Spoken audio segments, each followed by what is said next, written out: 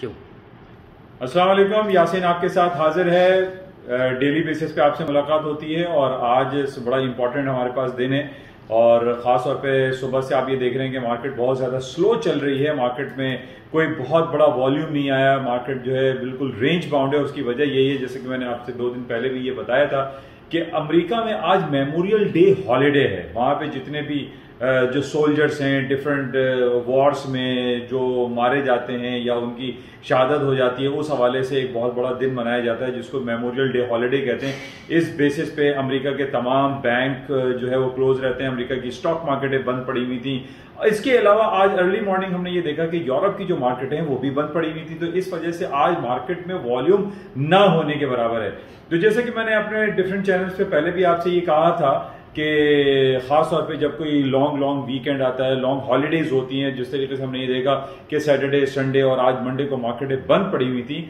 अब ये जो कल मार्केटें खुलेंगी इट्स अ वेरी इंपॉर्टेंट है। आप तमाम लोगों को मैं आगाह कर रहा हूं कि कल जो मार्केटें चलेंगी, यानी सुबह अर्ली मॉर्निंग जब जापान की मार्केट है, चाइना की मार्केट है और आफ्टरनून में जब यूरोप की मार्केटें ओपन होंगी और लेटर ऑन जब यूएस मार्केट खुलेंगी, तो इसमें कल आप देखिएगा कि वॉल्यूम बहुत होगा। चाहे वो गोल्ड है, सिल्वर है, क्रूड ऑयल है, स्टॉक्स हैं या करेंसी मार्केट है।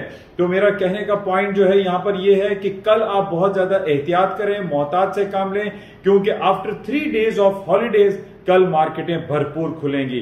तो बहरहाल इसको हम क्लोजली वॉच में रखेंगे कि क्या कुछ होता है।